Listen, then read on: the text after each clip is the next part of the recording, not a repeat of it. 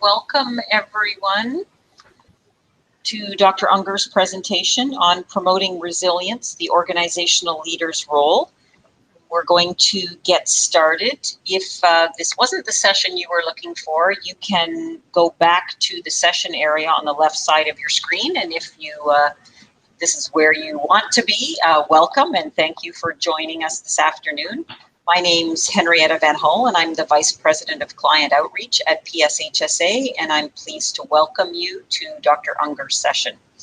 Before we begin, I want to mention that there will be a time to answer a few questions at the end of the presentation, so feel free to type your questions into the chat bar on the bottom right of your screen, and we'll pick a few questions at the end of the presentation. At this time, I'd like to introduce our featured speaker. Dr. Michael Ungar holds the Canadian Research Chair in Child, Family and Community Resilience at Dalhousie University. He's published over 200 peer-reviewed articles and book chapters on the subject of resilience and is the author of 16 books for parents, educators, mental health professionals, and employers. And this includes his most recent work, Change Your World, The Science of Resilience and the True Path to Success, which is a book for adults experiencing stress at work and at home. And also, I Still Love You, 9 Things Troubled Teens Need from Their Parents. His blog on nurturing resilience can be read on Psychology Today's website. In the session today, Dr. Ungar will share the importance of resilience as workers and leaders navigate return to the workplace during COVID-19. The session will specifically look at the R2 factors of resilience and the role that organizational leaders can play in supporting and enabling these resilience factors in the workplace. Welcome, Dr. Ungar. You can share your slides. Thank you very much, Henrietta. I really appreciate the introduction and the opportunity. Let me, I'm just going to give me 10 more seconds here, folks, just as you're tuning in. I just want to sort of show you a few things that might be of interest as we move through this. And I'm just going to go to full screen. So it's an interesting opportunity to talk about this. First of all, let's be real clear. None of us have lived through a pandemic, and there's almost no research on how to cope after, much less during, a pandemic. So we're very much in new territory in figuring this out.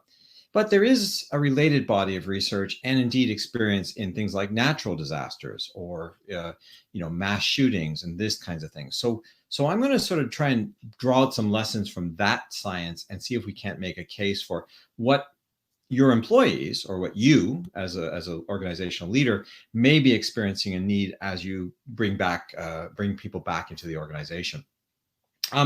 So let me just start here. Like if you think about it, let me give you an example of what I mean. So when Fort McMurray had all the fires back a few years ago, and 2,500 structures were burned down, 85,000 people displaced, et cetera, et cetera. As people came, we're having to sort of rebuild their lives. You might be surprised at some of the initiatives that actually help people prevent PTSD. What I found really interesting was that rather than just sending in the psychiatrists and the psychologists and the clinical social workers and all these other sort of mental health professionals, not that they weren't needed, what I was intrigued by was to also hear that a lot of the banks and the insurance companies actually put their staff on buses, those large buses that the rock and roll bands use, and were touring around to the different shelters where people had basically been displaced to. And what they did was they had banking machines, they got people money, they got people settled, but best of all, they gave them a chance to start their insurance claims. And by doing that, they actually got people within 6 months of the fires. In several cases, people were starting to rebuild their lives. Now, when I'm thinking about resilience, I'm not going to focus on whether or not a large fire like that creates PTSD and other sort of tragic experiences. What I'm intrigued by is how do we create the conditions so that people get through that and actually move forward well? And when we see an example like that, where instead of sending in the psychologists, you send in the insurance adjusters, what you're actually learning is that people do really well when they, for instance, connect back to their communities, when they actually have the materials in hand to create a sense of hope for the future, when they have the opportunity to revisit their neighbors, when they maintain their social connections, when their identity of being a part of a community or feeling in control. So I'm talking about identity, experiences of control, efficacy, relationships, future orientation, hopefulness.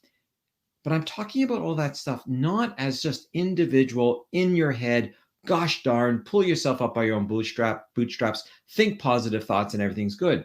What I'm saying is that those thoughts, those attributions change or come from a context in which people were given the tools they needed to actually come back from something as tragic as their house burning down or their businesses being destroyed, and to come out of that and feel whole and activated. And there was lots of those kinds of examples.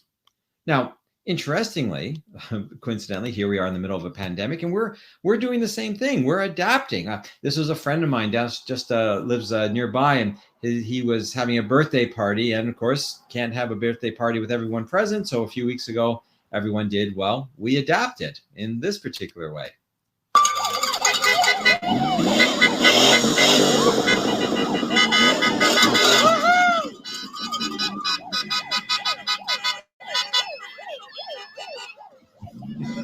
Do I go?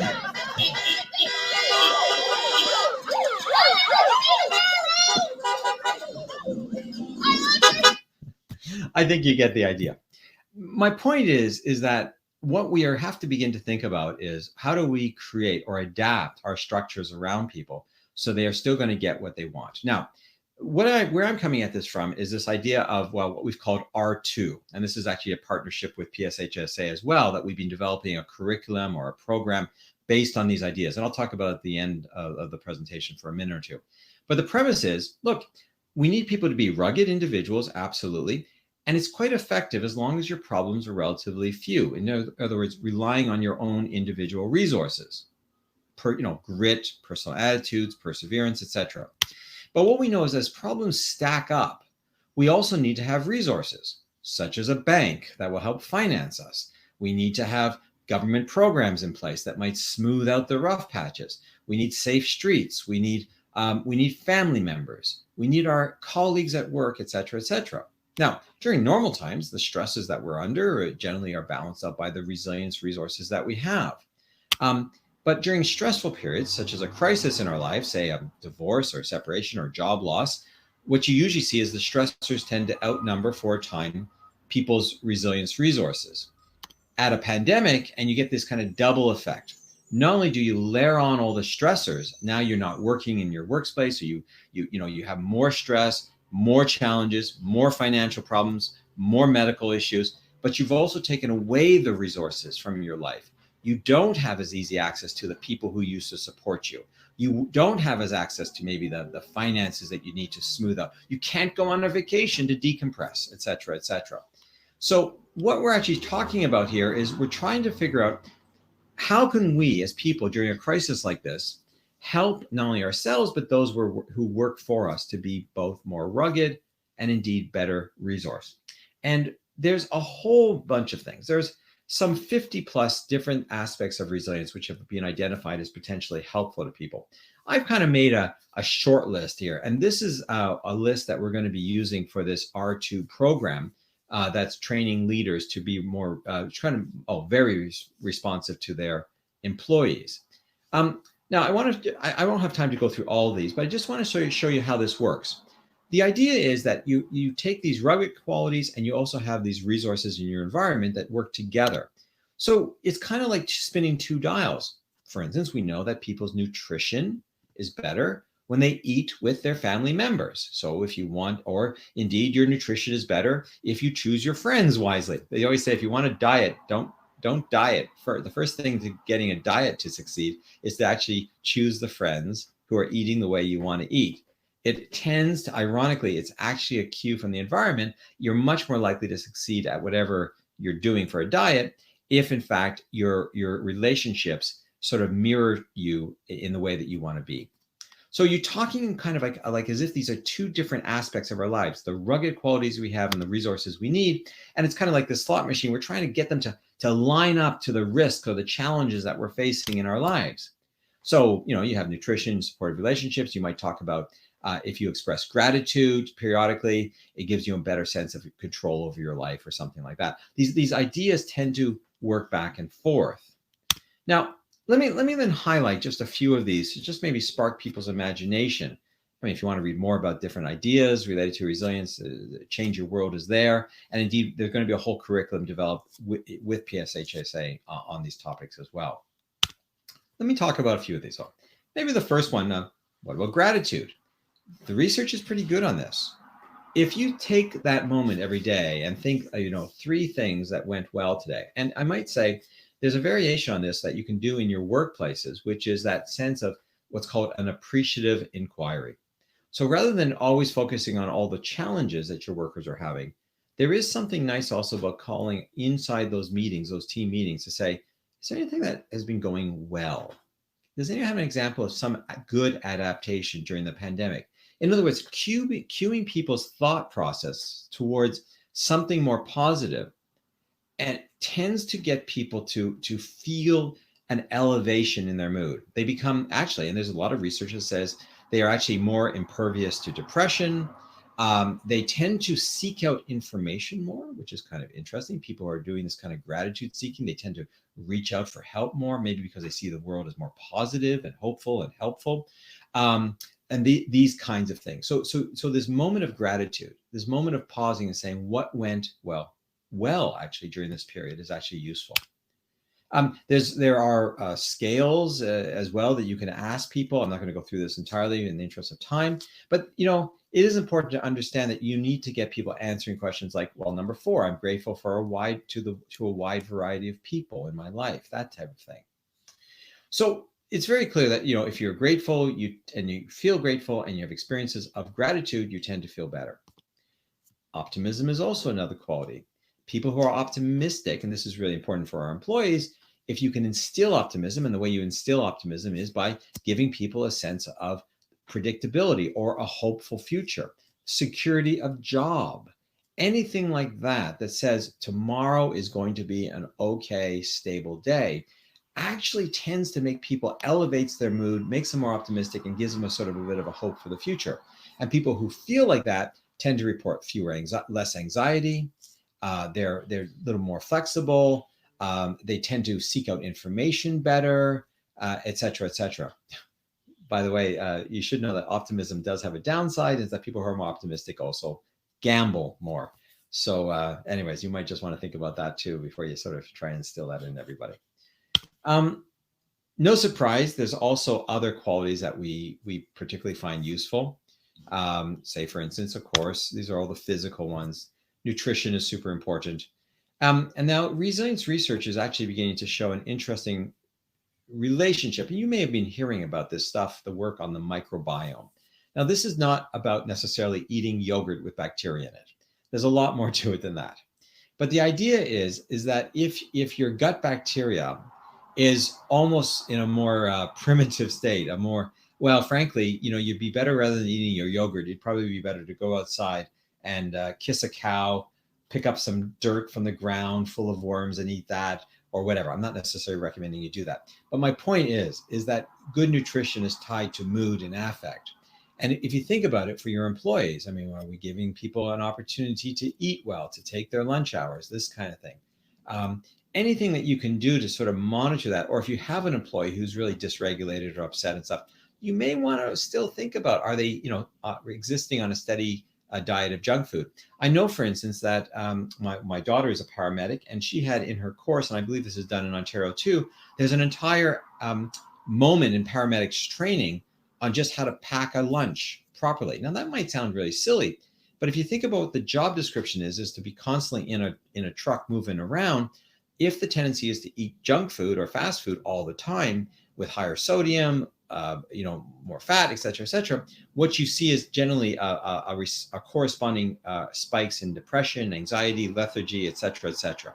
So there is something about structuring an environment and making sure that people are eating well as best we can. No surprise, sleep is also something that's important. Again, trying not to bother employees, making sure that if you were going to check in on them and do a health check on them, making sure that their sleep hygiene patterns are reasonably good.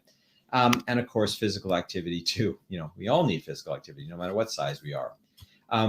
There is something about these three that really crystallize for people's ruggedness, our ability to withstand stress. So it's not unusual. I mean, if you do see an employee who's dealing, just very much anxious or very much upset by conditions, you may want to think about some of these things, as well as building in some of these ideas for gratitude, et cetera, et cetera.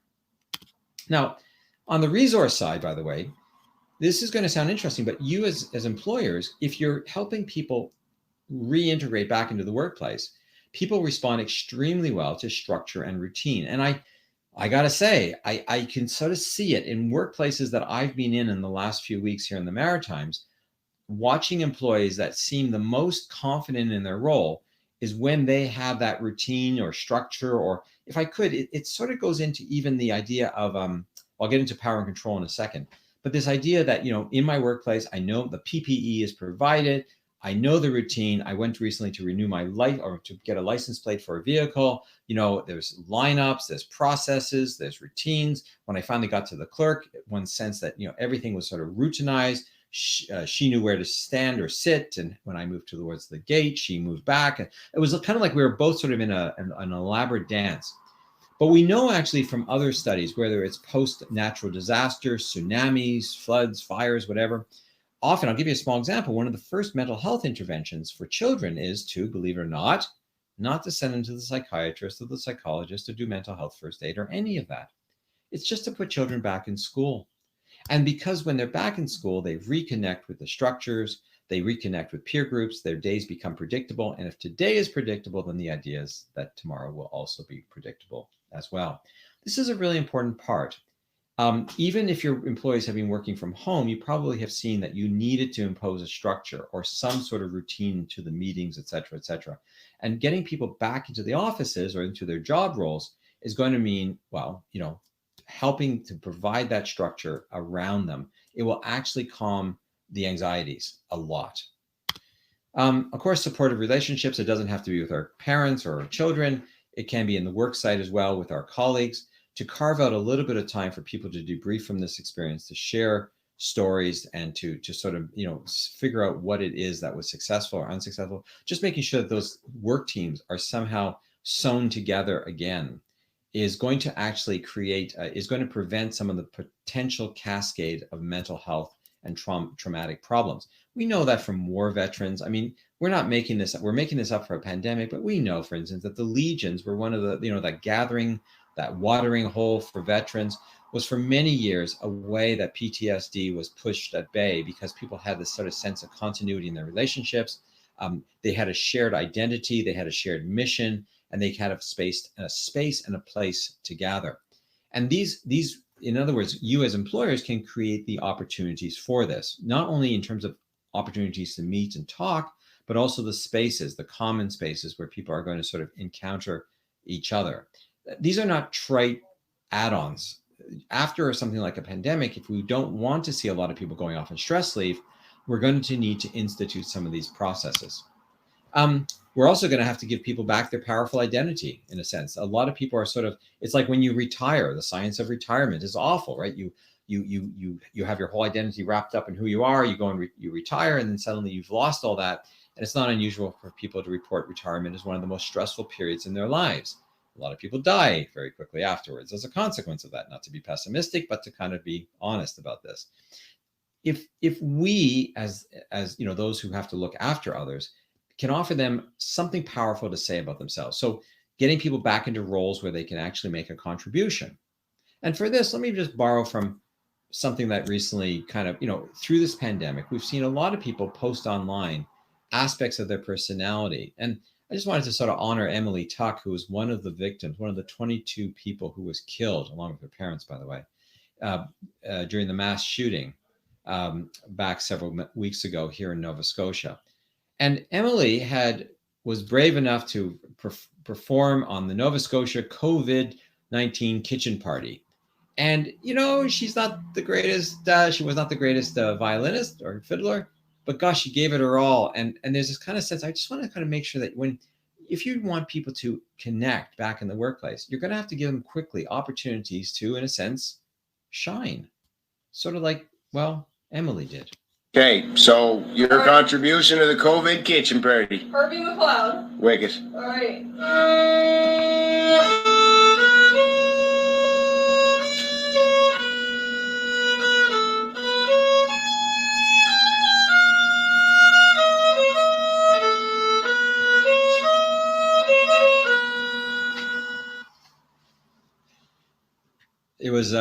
It was a touching legacy that she left behind. And but there's also something very powerful to learn about this, is that we want people to have powerful identities. And if I might, one of the studies, not to become so academic on this, but one of the studies we're doing is with people in oil and gas producing communities around the world, where you're seeing an economic boom and economic bust cycles. And what we've been curious about, as those communities are going to be forced to diversify and change, we've been very curious to see what are the coping mechanisms. How do people, move through and maintain their resilience in those situations? And identity is a really big part of it. How do you create a collective identity in a small town that's totally dependent on the oil and gas community? If that price of world oil tanks, then suddenly what people are left with, and we're seeing this in one of the communities working with in Alberta, is that people are left with, well, who are we as a community? And that's a question that has to be answered. In the case of the community we're working with out west, they have that, rough and tumble oil and gas producing raw sort of energy. And if you take that away, what people say, well, I guess we're like a small town on the prairie. But there's nothing in between. There wasn't a strong, in the research we're doing with literally 500 people in that community, there's very little talk about what's in the middle between those two extremes. And that's a problem. Because if people are going to come through a crisis like a world, where the world oil price tanks, we need to make sure that people are given a way of powerfully identifying who they are in the roles that they have to fulfill in life. At a community level, it's kind of saying, okay, so something about our economy, we're energy experts, we're historically farmers, we're agribusiness people. There has to be a powerful substitution. And I ask you this because as people come back into your workplaces, people's jobs are going to have been disrupted. And they're going to be looking around to find that powerful way of saying, this is who I am, as well as, of course, all the other things I've talked about, be appreciative for what they've got, the new relationships that they need, and the supports, et cetera, et cetera. And of course, a sense of control, which is kind of what I've been hinting at through the structure and everything else. People seem to be more relaxed. You're not going to see as much sick leave, of course, if people feel like they're getting the PPE, if they're getting the structure, if they're getting the routines, if the workplace is feeling safe, and all these other things that go into giving people a sense that no matter what a sense of control looks like, that they can make decisions for themselves. Now, the trick with a lot of this, if I might, is that I've been presenting all this long list of resilience resources, and there's many, many, many more. But the real trick to resilience is that what we offer people has to be experienced by them as meaningful.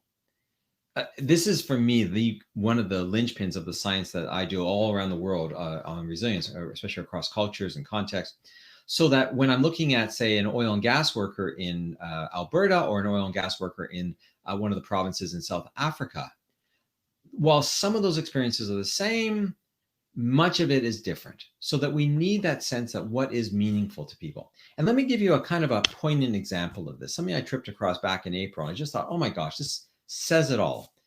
And I'm not trying to be political in terms of people's voting patterns and everything. This is from the US.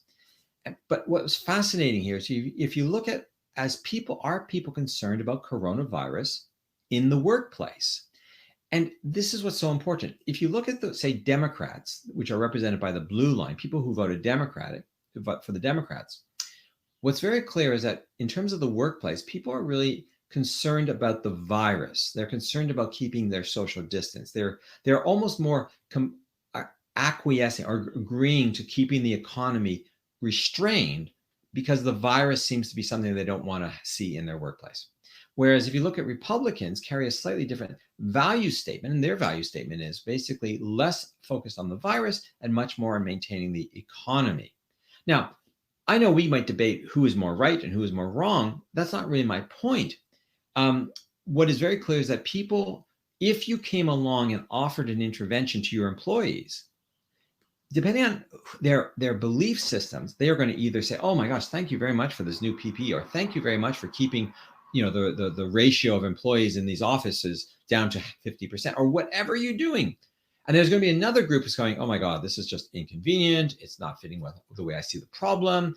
And this is really what we're getting at, is that the resilience resources sort of have to match. Now, of course, we can't do this individually. Social policies are set by government organizations, et cetera, et cetera. But you do need to, I think, keep in mind that people are going to sort of be voting with their feet. They're going to be becoming stressed, upset, testy, frustrated, if what they're getting doesn't match what they actually feel they need. Now, it is interesting. If you look down the very bottom third of this, people, whether they voted Democrat or Republican, were quite happy, or they have agreed to make changes in the job site to avoid spreading or catching the virus. So there might be, while they might make different value judgments about things like social distancing or even coming back to work or whatever, they will accept interventions to keep them safe. I just found that kind of interesting. So all of this kind of brings me around to, look, we're going to be doing this program called R2 for Leaders. And the purpose of that is to build resilient organizations focused on some of the topics that I've talked about today.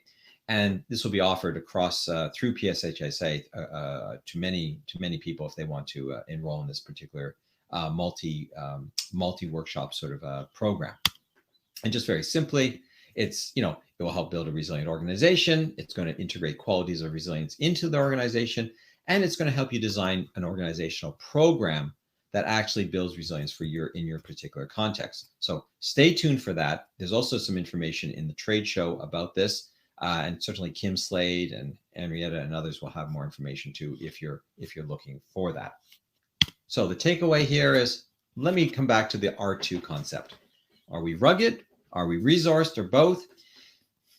The way the Cinderella story is always told, it's like she's rugged, right? She has these beautiful qualities. She's always perfect. Not to mention, if you look at her, she's uber white. She has all kinds of privileges, advantages, whatever. She has a very gender normative look, et cetera, et cetera. Okay, so it's all about her. But I think the story kind of is told wrongly. I don't think Cinderella succeeds just because of who she is, even though you sometimes hear this story told like the Meghan Markles, oh my gosh, she got the prince and everything else because somehow she's intrinsically perfect or something like that. But coming back to Cinderella, the real story about resilience here is, of course, that Cinderella succeeds because she has a fairy godmother, or fairy godfather if you prefer. Take out the fairy godmother from the Cinderella story and you just end up with an abused kid who probably runs away and ends up behind the palace, not in the palace to enchant the prince. My point is that it's not just about having mindfulness practices. It's not just about self-improvement. It's also about, does the world around us give us the resources we need? So if you have an employee who you think should be doing a mindfulness-based workshop or something, or improving their self-regulation skills, for gosh sakes, don't just send them off to the course. Talk to them about, well, when you're at that course, is there somebody to pick up the slack at home so that your kids are taken care of? Is there some way that we can accommodate your schedule? Is it convenient enough? In other words, the more we create environments, or if I might, the more we are fairy godmothers and fairy godfathers to the people that need us to support them and lead them, the more likely they are indeed to become their best and their boldest selves. And on that note, if you'd like to read more, certainly check out Change Your World. But on that note, I will stop there and take some questions and simply say a huge thank you to the team at PSHSA for this invitation to join you. And looking forward to working with many more of you on the R2 leadership program. So I'm going to stop sharing there and see what kind of questions we get.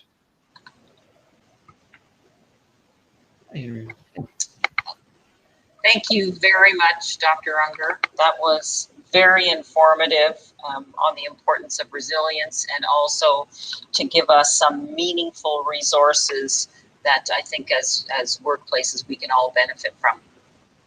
Oops, slide up here. So we'll move into the question and answer session. I'll pass it over to Jeremy, who will help to moderate. And just a note, those who were asking about the R2 program, you can sign up for the pilot at the PSHSA booth in the expo.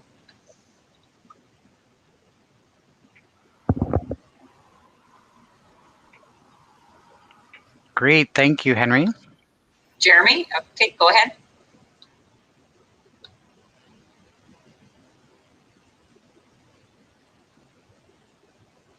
Okay, I'm going to ask a couple of questions here. So there were a few that that came through. Someone asked, if someone is going through stress right now, how do you make diet and lifestyle recommendations that won't be perceived as inappropriate or unwanted advice? I want to really preface that to say absolutely. See, the problem is that people tend to accept advice. There's a sense of control, right, issue here, that if we do not perceive, say, our supervisor as the person to make that advice, much less my mother or my father to give me that advice, we tend to resist. So in other words, it's difficult to make that meaningful. I do think if you're concerned about it, then you might, if you think of somebody's, I would describe more the behavior. So I see you're very lethargic, or I see you're really struggling to make this transition back, or I see you don't seem to have the same pep that you used to have, or you look, I hope it's not out of line to say, but I get the sense I'm wondering if you're a bit tired today, and if there's maybe if the stress has been accumulating. A lot of us are feeling, a lot of us are feeling stress. Anything that can sort of bridge that, and then to refer that person into a third party, another kind of support, obviously is the easiest way. A slightly different way could be to work on it as an initiative that doesn't single one individual out. I mean, there's nothing wrong with saying to a work group, I've been hearing this stuff about stress and everything. Could we have just a healthy lunch Fridays or something? Like, could we all, it's not mandatory, it's not, but could we just agree to, instead of going to, in the drive, if you're out in your job site and you're driving through Wendy's, or not to pick on Wendy's, whatever, but instead of going to Wendy's, could we go to a Freshie? Like, sometimes there's a little bit of a modeling, that association. Remember, people eat healthier, sleep better, and do all this other stuff if they're in association with people who are doing the same thing. It's kind of the positive side of peer pressure, because we want to identify with people who are more, or we perceive as successful. So a very gentle, we're all in this together, I care about you, modeling or moving people into a third party resource, so it's not coming from you. But yeah, definitely tell me, hey, look, that is a crappy lunch, you shouldn't eat that food, let me tell you what you should eat. Probably has about as much hope of succeeding as herding cats. Okay, there's another one. In addition to offering, lost my question, offering EFAP and check-ins, what are other tangible ways to offer supports to employees working remotely and those on site? So I go back to I'm very much learning from watching other, whether it's working with people who are living in post-conflict societies where there's been mass war, genocide, destruction, natural disasters, whatever. When you delve into all that work, what you often see is very much creating this, for lack of a better word, this bubble around people that offers the supports that they need. So, for instance, just creating routines of, we'll actually, if you have a lot of people working at home, just a sign-in meeting or something to get people into their day, a pause to say, everyone just get up, go stretch, go get some coffee, do whatever it is you do to energize after our, endless Zoom calls that seem to go on forever. Anything that we can do to facilitate, we can structure as employers, we can structure opportunities to express gratitude, what's called an appreciative inquiry exercise, meaning we focus on what we're succeeding and have people share those stories. We can, in a sense, create the bubble where people inside are actually feeling supported, connected. We can carve out a few minutes in every business meeting just to sort of do what we used to do at the coffee. In fact, I am so fed up with, no offense to the fact that we're all communicating through an online medium right now, but come on, we are getting tired of this a little bit, like I wish I have colleagues. I'm just saying, can we just schedule a Zoom call and just chat about our kids like we used to before the meetings and after the meetings, and do other things that we used to just do, and then get to the business? Because of course a lot of that gets truncated in this world. So what I'm saying is that we as leaders, we can set the pace, we can set some structures, we can also create the spaces for sharing. there is something, to tell the wackiest story of being online and what's the worst thing that's happened so far. I was just on a call today, and my colleague's 4-year-old son has literally almost lifted her sweater and is putting her over her face because we're on the phone call has gone on for 12 minutes too long, sort of thing. And anyways, I think those are funny stories. We need to start sharing those kinds of things. We need to remember that people still are motivated by the relationships and the structures and the opportunities to build powerful identities and make a contribution. That's not them. These are concrete ways that we can provide people those opportunities to succeed. And if we provide those structures and those opportunities, and people tend to follow, and the science says less stress, less time off, less likelihood for turnover in the job site. Okay, thank you. Any suggestions when there are some difficulties in the relationships between supervisors and workers, and how to make it authentic? Please say that again, the beginning of that. Suggestions for when there are difficulties in the relationship between a supervisor and a worker, and how you can make that authentic. Okay. The authentic part is an interesting one, given that we're all online. There's probably better experts than me on resolving work, sort of worker boss conflict, and I know HR specialists who that's all they do. So I don't want to delve too deeply into that. What I have learned more from Sinek and others is that notion of that. I think from a resilience point of view, we want a relationship. We want to remember as best as we can to, can we create opportunities for people if there's conflict? Somehow can we have an open and honest conversation? Or can we name it? Can we move on past it? Can we do whatever it is?